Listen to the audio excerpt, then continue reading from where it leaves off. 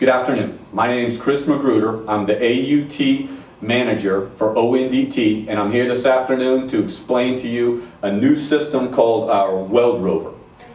The WeldROVER is part of our PV200 series of products that includes the mechanical scanner, our new Weld series probes, OmniScan or Focus LT instrumentation, and the integration of the system with our latest software. With nearly 3,000 OmniScans in use today and growing rapidly every day, the number of customers requiring and requesting full mechanized AUT brought this system to the market. Previously, to offer full mechanized phased array and topped inspections, it required motion controllers, programmable software, complicated bidirectional scanners, and a long, complicated training track. With the introduction of the WeldROVER system, that technology is now available in an economical package that can be transferred with a reasonable amount of training in a reasonable amount of time. Applications brought to ONDT from our existing customers or from potential new customers can generally be put into one of two categories, and that is in-service inspection and new construction. The overwhelming majority of these systems entering the market are sold for new construction purposes, and that means compliance with existing codes and rules such as ASME, API, AWS, DNV, and the various codes and regulations used throughout the world. To comply with those codes, we generally have to treat every single A-scan with respect to calibration and linearity the same as we would a single channel conventional UT instrument under the same codes and procedures. ONDT equipment is unique in that regard. With respect to the ASME codes, they have been particularly proactive accommodating the phased array technology through the release of several code cases facilitating these inspections. Those code cases include rules and regulations for both manual phased array and automated phased array inspections. And those would include for ASME Section 5 code cases 2541, 2557, and 2558. For the ASME Section 8 pressure vessels, code case 2235. For the ASME power piping B311 and B313, code cases 179 and 181. When we're replacing radiography in new construction environments and we're offering advanced services, it is imperative that the equipment has the capability of complying with those codes verbatim in an easy to use, easy to transfer system such as the WeldROVER.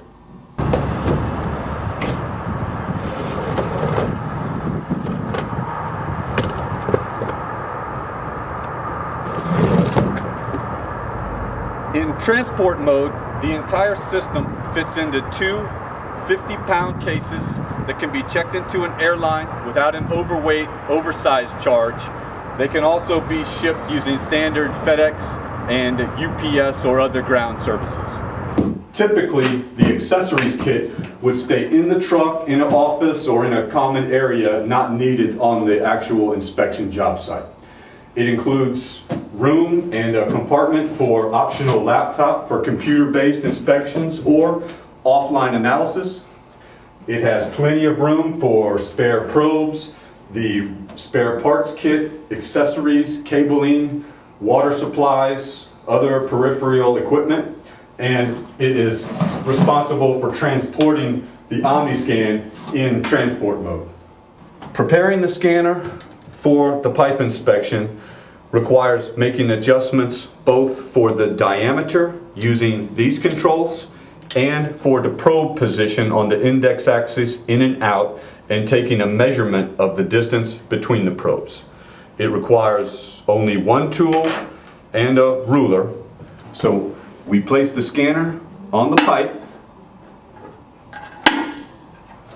apply pressure to the head unit, making sure no cables are being bent at a sharp radius.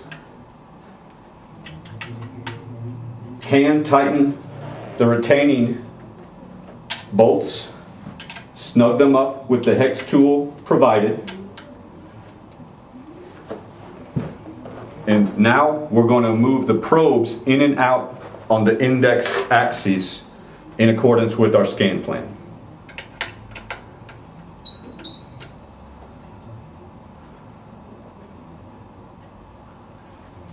Snug them down tightly. Take a measurement of the center to center between the probes, and take a measurement on the scan axis for the scan offset between the probes that will change with each diameter. Quoted with a standard WeldROVER system would include Weld Series probes and wedges. These are an improvement over previous designs for both manual UT and automated UT by a more efficient, ergonomically designed housing, smaller footprint wedges that come in the various element, pitch count, and size and frequencies, and improved design in the wedges. A standard wedge previously would have had water ports and guide pins integrated into the Rexolite wedge. Those have now been moved to an aluminum housing so those parameters can better be controlled and not a function of the consumable wedge. The small footprint also allows us to scan smaller diameter pipes without having to contour the wedge, which also allows us to use standard flat calibration blocks typical of conventional UT for our code-based calibrations. To calibrate the system, we want to make sure power is off on the scanner and the laser is not active. We're going to remove the probes independently from the scanner, where we'll have enough slack to be able to manipulate the probe on the calibration block.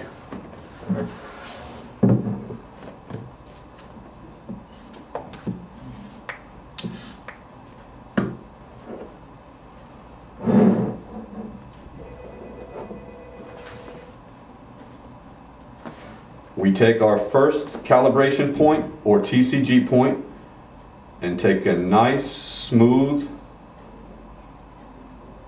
acquisition. Use the auto calibrate feature.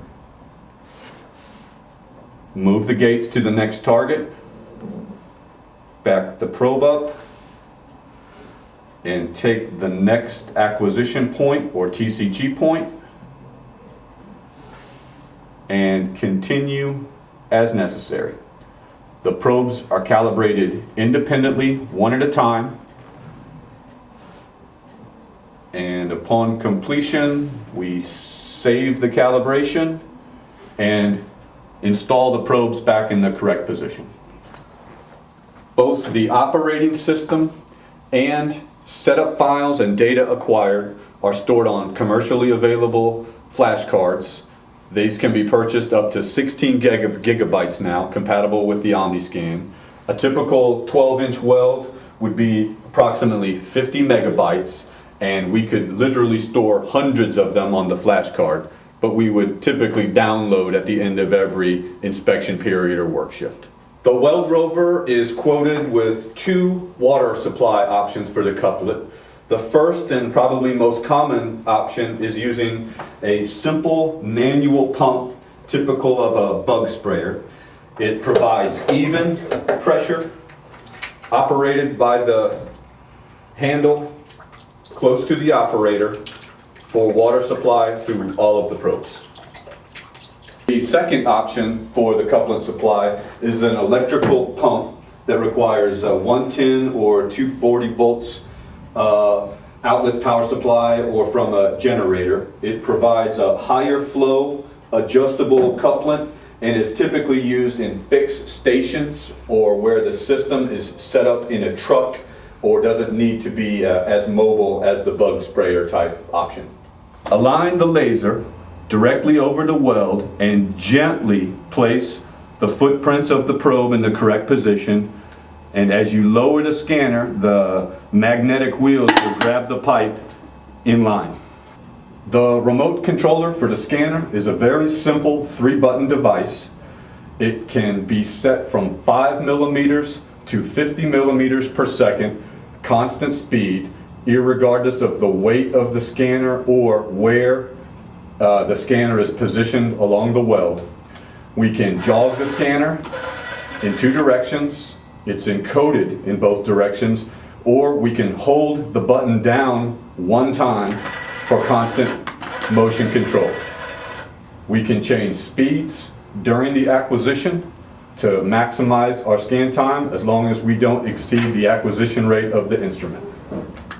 In addition to the remote control, we also have an emergency stop built directly onto the scanner for CE compliance and completely disables power to the scanner. The umbilical that comes standard with the WeldROVER is made of flexible conduit. It can be reconfigured, it can be opened up, it comes in varying lengths depending on the application, and it consists of the phased array probes, a splitter for the 2 probes, an adapter that allows us to use conventional probes, Taft, Pulse Echo, OD, and ID creeping wave probes with the phased array, the power supply for the scanner, and the water supply for the couplet.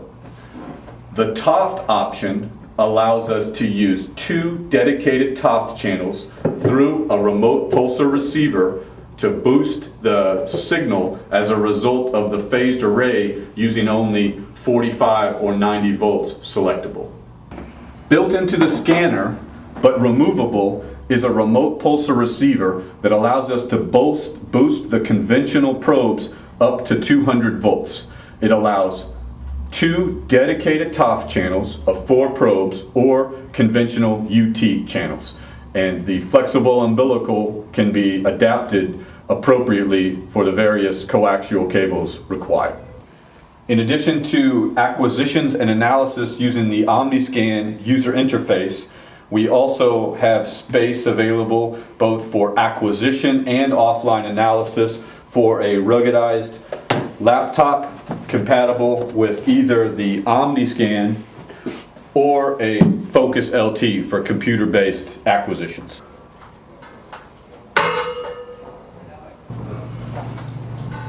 Align the laser on the center line of the weld, gently place the footprint of the probes in place. Verify that the laser is aligned with the weld. Preparing the OmniScan for start acquisition, enable the water supply, ensure your cabling and remote aren't obstructing the scanner. Visually verify the laser is tracking on the weld, apply a pressure on the guide bar if necessary. Extreme caution should be used to ensure that the cabling and umbilical is not snagged by the scanner or obstructed. Follow the scanner completely around to the 0 reference point from the start of the inspection. Stop the scanner. Pause the OmniScan for the data.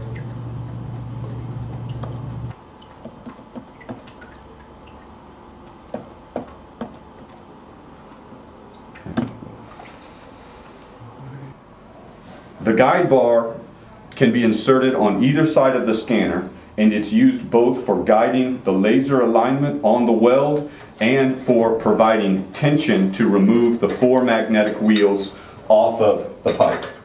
It's inserted and screwed into place.